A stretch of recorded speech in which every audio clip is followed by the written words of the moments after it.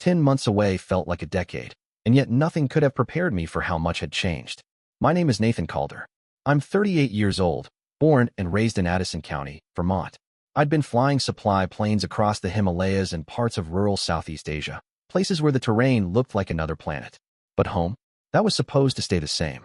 I landed just after dawn and drove straight from the Burlington airport to the family farm. The sun was still low, casting long shadows across the sugar house and the weathered red barn that had stood since my great-grandfather's day.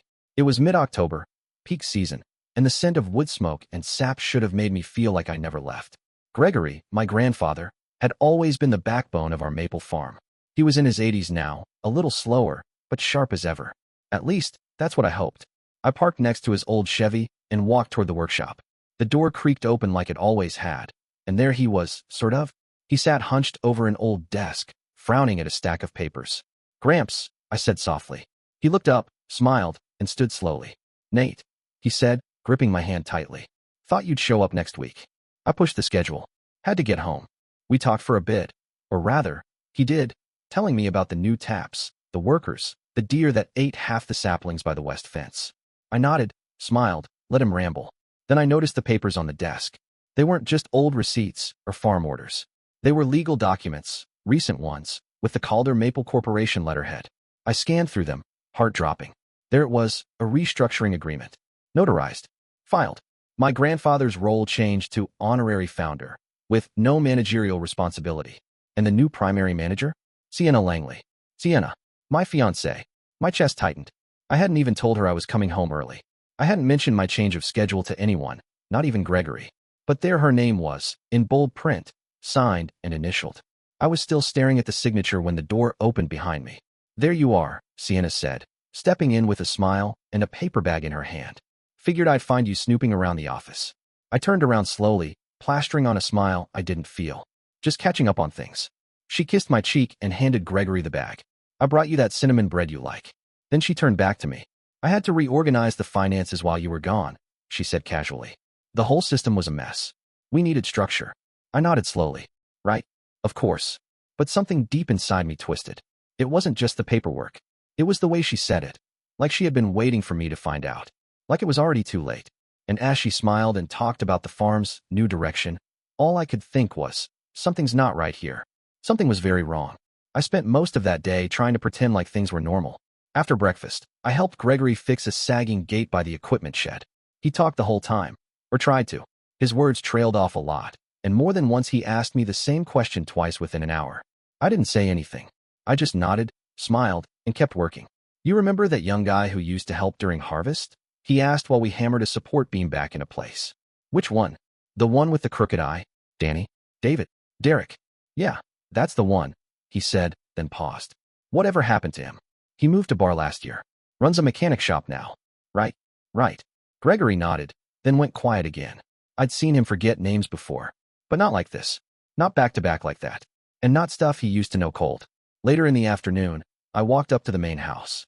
Sienna was on the porch, typing something on her laptop with her sunglasses pushed up on her head. "Gramps is still sharp as ever," I said as I climbed the steps. She closed the laptop and smiled. "Mostly. Some days are better than others. That's why I stepped in when I did. We were behind on taxes. 2 workers were getting paid under the table with no record. It was a mess." "You've been managing the books?" "More than that," she said. "The accountant quit in May, and Gregory didn't replace him. We had permits expiring, contracts unsigned. I pulled everything together. You'd be proud." I managed a small nod. "Yeah, thanks for keeping things afloat. I know how important this place is to you," she said, reaching out to touch my arm. "I just didn't want it to fall apart while you were gone." Her voice was calm, sincere, but something still didn't sit right. That night, after she went to bed, I stayed up late in the den and looked over the papers again. I found new contracts with third-party distributors I didn't recognize. A vendor approval letter for some marketing firm in New York. And then there were the accounts. 3 of them, not 2. All linked to Calder Maple, but one was under a different email domain. And that one had large withdrawals, tens of thousands, labeled as consulting fees and travel expenses. No invoices. No receipts. Just vague labels and disappearing money. I sat there, the only sound in the room the ticking of Gregory's old wall clock. Sienna said she was saving the farm. But from where I was sitting, it looked more like she was quietly gutting it. I didn't confront her. Not yet. I needed to be sure. But something told me this was just the beginning. 2 days later, I asked Gregory if he wanted to grab lunch at the diner in Middlebury. He lit up at the idea. Always had a soft spot for their meatloaf. So we bundled into my truck and drove the winding back roads, the way we used to. The waitress brought coffee before we even ordered, and Gregory joked that she had a better memory than he did. I laughed, but the truth landed heavier than it used to. Once our food came, I tried to ease into it. "So, Gramps," I said, cutting into my fries, "what happened with the business while I was gone?" He blinked. "The business?" "Yeah. The paperwork I found in the workshop, the restructure, the new titles. You remember signing all that?" His brow furrowed as he stirred his coffee. "Sienna helped with that? Said we needed to make things easier for taxes or something. Did she explain what you were signing?" "I think so. It was a while ago now. I didn't ask too many questions." He shrugged. "I trust her. She's a smart girl." "Right," I said quietly. "But you're still technically the owner, you know?" "Owner? Sure, but not the decision-maker anymore." That's what she said. He took a bite of his sandwich and chewed slowly. "Said it'd be easier for you when you got back if things were streamlined." Streamlined. That word again. She'd said it, too. Like it was all some corporate reshuffling and not a quiet power grab. "Do you remember signing anything about bank accounts? Or her getting access to business funds?" Gregory shook his head, then paused. "She brought me some forms at the bank once. Said it was for setting up direct deposits for the crew. Maybe that was it." I nodded and tried to keep my face neutral. Inside, my stomach was turning. After lunch, I walked him back to the truck and helped him into the passenger seat. He looked tired. His eyes had that faraway glaze that was starting to show up more often. I drove him home in silence. That night, after Gregory had gone to bed, I stepped out onto the porch and made a call I should have made days ago. "Tom Landers," the voice answered. "Tom, it's Nate Calder." "Well, I'll be. Long way from Myanmar, aren't you?" "Yeah." "Listen," I said, lowering my voice. "I need a favor. Something's off with the farm paperwork. Can you take a look at some documents if I send them over?" There was a pause. "You thinking this is a legal issue?" "I'm not sure yet, but it doesn't smell right." "All right," he said. "Send me what you've got. And Nate, don't tip your hand just yet." I looked out at the darkened trees lining the back field, the wind rustling through the leaves like a warning. Wasn't planning to. Over the next week, I played the role of calm and grateful fiancé while quietly digging into every document I could find. I waited until Sienna was out running errands or asleep upstairs before logging into the farm's financial records using Gregory's credentials. Passwords were scribbled in a dusty notebook shoved into the back of the office drawer. Same one he'd used since I was a teenager. That part hadn't changed, but the accounts had. There was a third business checking account I hadn't seen before. Opened just 6 months ago. It wasn't listed under Calder Maple's main files. It was tucked under an LLC I didn't recognize. North Ridge Management Group. Registered to the same mailing address as the farm. Co-owners, Gregory Calder and Sienna Langley. Joint access. I clicked through the statements. That's when the bottom fell out. Tens of thousands of dollars had been withdrawn over the past several months. The farm's income, maple syrup sales, government subsidies, small business relief funds, had been moving through the main account and trickling into this side account. From there, it scattered. Payments to shell companies I couldn't trace. Transfers marked for consulting, land development research, client outreach. Some were outright labeled as strategic marketing spend, all of it vague, unitemized, and suspicious. One stood out. A wire transfer of $18,200 to a company called Juniper Concepts LLC, registered in New Hampshire.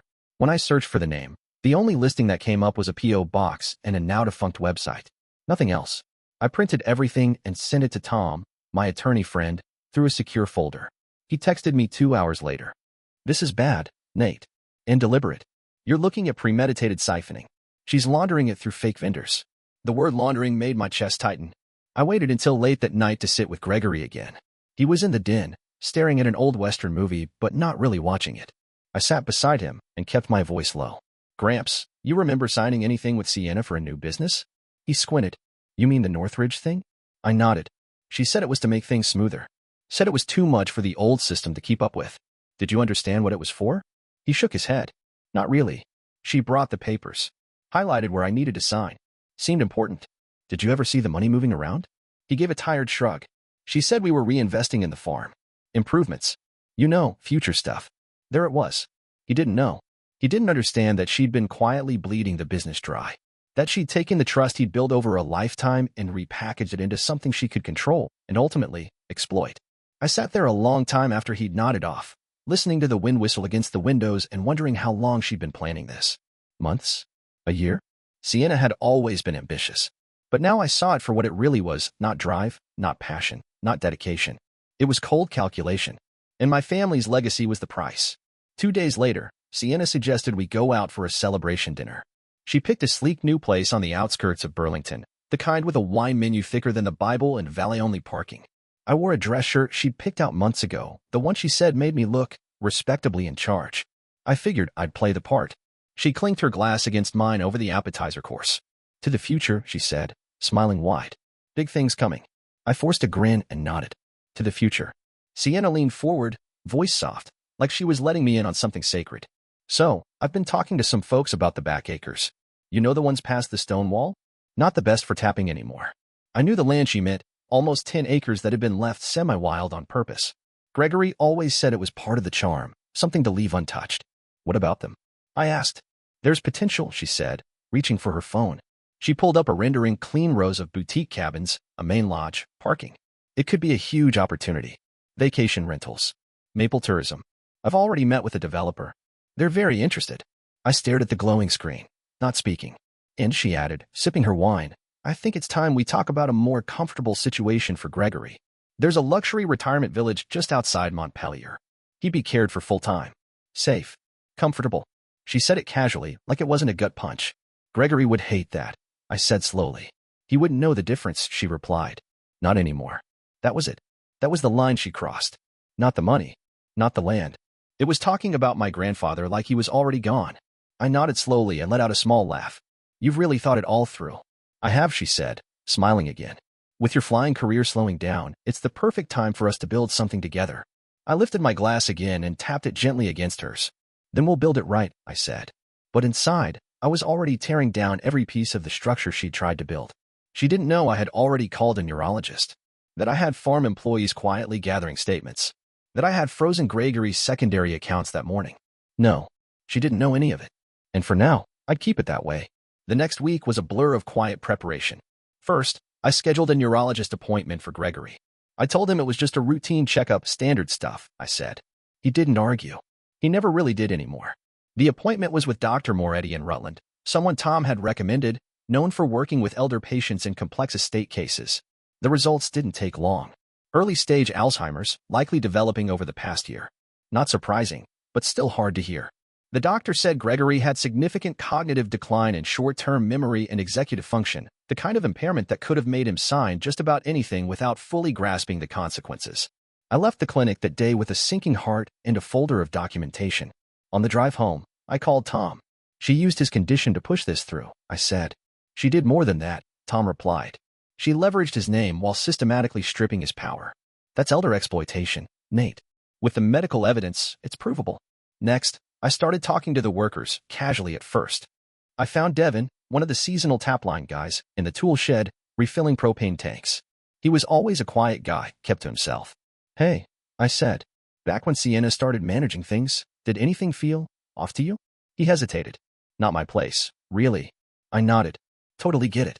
Just trying to make sure nothing was overlooked. He sighed. Well, yeah. She started asking Gregory to stay in the house more. Said he was slowing things down. Wouldn't let him go near the barn for a while. Another worker, Ellie, she handled deliveries, told me something similar. She said he'd get confused and forget orders. But I saw him try to help once, and she told him to go rest. Like she was keeping him out of the way on purpose. Each testimony was a piece of the puzzle I didn't want to believe, but couldn't ignore. Then came the biggest find of all. Late one night, I dug deeper into the Northridge account and traced a large payment, $52,000, to a real estate firm in Stowe. The account used wasn't in the farm's name. It wasn't in Sienna's either. It was under Langley Merritt Holdings. Her maiden name. The address tied to it? A luxury condo fully paid off. She had bought it quietly, in cash, using farm funds funneled through a fake business. I stared at the screen for a long time, the lines of transaction codes blurring into static. She wasn't planning a life with me. She was planning a life after me, one funded by everything my family had built over generations. I compiled everything: bank records, signed testimony from employees, Gregory's medical evaluation, proof of property purchased under deceptive filings, and sent it to Tom. He called the next day. We've got her. But don't move yet. Time it right. I sat in the old sugar house that evening, the cold creeping in through the gaps in the walls. Gregory sat beside me, quietly humming to himself, fingers working at a knotted rope with no real purpose. I'm gonna fix this, I said softly. He didn't answer, but I said it again anyway. From the outside, nothing looked different. I still kissed Sienna goodbye in the mornings, still made coffee in the farmhouse kitchen, still sat beside her at dinner while she talked about streamlining operations and rebranding the Calder name. I nodded, smiled, listened like a man who believed her. But beneath the surface, everything was shifting. The day after Tom gave me the green light, I froze all financial activity on the Northridge account using a conservatorship clause buried in one of the older corporate agreements, one that hadn't been voided legally due to Gregory's medical status. Tom filed an emergency injunction under Vermont's elder protection statutes. It wouldn't hold forever, but it bought us time. Sienna had no idea yet. The account looked active on her end, but any withdrawal she tried to make would quietly bounce back. I watched the logs from a hidden dashboard Tom set up. She tried 3 times in 24 hours. Meanwhile, she ramped up her efforts to move Gregory. I overheard her on a call one afternoon while I was working in the barn. Yes, the room with the private balcony. He likes his space. No, I'll handle the transfer of medical records myself. Yes, the funds will be processed by week's end. When I stepped into the kitchen later, she gave me a tight smile. I'm booking the retirement center tour for Monday, she said. It's time. I played dumb. That's soon. She shrugged. The man needs proper care. You saw how he's been. I nodded slowly. Yeah, I've been thinking about that a lot. That night, I emailed the board of directors, mostly cousins, aunts, longtime family stakeholders who hadn't been involved in the day-to-day. I attached the files, the evidence, the legal motion Tom was preparing, and called for an emergency shareholder meeting. The subject line read, "Immediate concern, Calder Maple mismanagement and corporate overreach." Within hours, responses started pouring in. What the hell is this, Nate? Is this real? I'm flying in. Tell me when. The meeting was set for Friday at the Grange Hall. Quiet. Private. Enough space to handle what was coming. Back at the farmhouse, Sienna curled up next to me on the couch and talked about expansion plans. Imagine the weddings we could host, she said, eyes shining. The kind of legacy we could leave. I looked at her and smiled. You're right, I said softly. Some legacies are worth protecting. She didn't catch the weight behind the words. But she would. The Grange Hall smelled like old pine and dust, the kind of place where Vermont families had gathered for generations to vote, to argue, to grieve, and sometimes to settle scores. Friday morning came cold and gray. I arrived early with Tom, who brought printed copies of everything: medical evaluations, bank statements, notarized testimonies, property records, and audio clips. One in particular would become the nail in the coffin. By 10, the boardroom was full. My Aunt Lorraine, who handled seasonal HR years ago, sat in the corner with a thick scarf wrapped around her neck. Cousin Adam had flown in from Maine. Even Uncle Joe, nearly blind and hard of hearing, showed up, gripping a cane and muttering about how something smelled like horse crap. Sienna walked in exactly 1 minute late. She wore a tailored coat and a confident smile, like she was here to give a TED talk. She made eye contact with everyone, gave a quick wave, and sat near the front, directly across from me. Tom stood. Thank you all for coming. This emergency meeting was called under Article 7 of the Calder Maple Corporation's bylaws. Today's purpose is to present evidence of financial misconduct and improper restructuring of company governance during a period in which the founding member, Gregory Calder, was experiencing cognitive decline. Murmurs rippled across the room. I opened the folder in front of me. Some of you haven't been involved in day-to-day operations for a while. That's okay. I've been away too. But in the time I was gone, Sienna restructured the corporation and listed herself as the primary manager. She did so while Gregory, the majority shareholder, was quietly slipping into early-stage Alzheimer's. Sienna let out a short laugh. Nathan, that's not fair. You weren't here. You don't know what kind of shape the business was in. I kept it running. I'm not saying you didn't do anything, I said evenly. I'm saying what you did was unauthorized, unethical, and in some cases criminal. She bristled. Tom took over again, clicking through a projector slide deck. First, the neurologist signed evaluation. Then, the financials. The Northridge account. The condo purchase under her maiden name.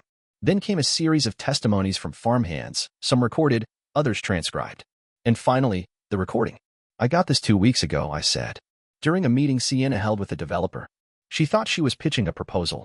The person she pitched to was working with us. Tom hit play. Sienna's voice filled the room. We could break ground on the cabins by spring. Gregory's not a problem. We're moving him into a retirement facility soon. The family won't fight it. Nate just needs to feel like he's part of the plan. Silence. Then a new voice, the fake developer, asking, and the funding? The farm's been generous, she said with a chuckle. The recording ended. No one said a word. Uncle Joe muttered, well, hell. Sienna stood suddenly. I did what I had to do. This place was falling apart. Gregory was wandering into the woods half the time. No one else stepped up. I made the hard decisions. You made illegal decisions, Tom said calmly. And you exploited a man who trusted you. The board took a vote. Unanimous. Effective immediately, control of the company reverted to Gregory and me. Sienna was stripped of all access and named in the forthcoming civil suit. Tom would handle filing the fraud and elder exploitation charges on Monday. She looked at me stunned, betrayed, furious. You planned this. You set me up. No, I said. You set yourself up. I just stopped pretending not to see it. She stormed out without another word. The moment the door shut behind her, I felt the pressure in my chest ease for the first time in months. We weren't done yet, but we had taken back what was ours.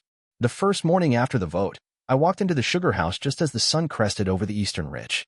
The trees were bare now, the season mostly wrapped, but the smell of sap and smoke still lingered, like muscle memory in the walls. Gregory was sitting at the kitchen table of the farmhouse, a fresh mug of tea in his hands, looking confused but peaceful. He smiled when I sat down beside him. You home for good now? He asked, as a little unfocused. Yeah, I said. For good. We didn't talk about the lawsuit or the emergency board meeting or the money Sienna had siphoned off. He wouldn't remember the details, and part of me was grateful for that. He didn't need the weight of knowing how close we came to losing it all. A week later, we moved him into the renovated guest quarters attached to the main house. It was warm, bright, and just down the hall from the nurse we hired, a sharp, kind woman named Jeanette who knew how to speak to him without making him feel small.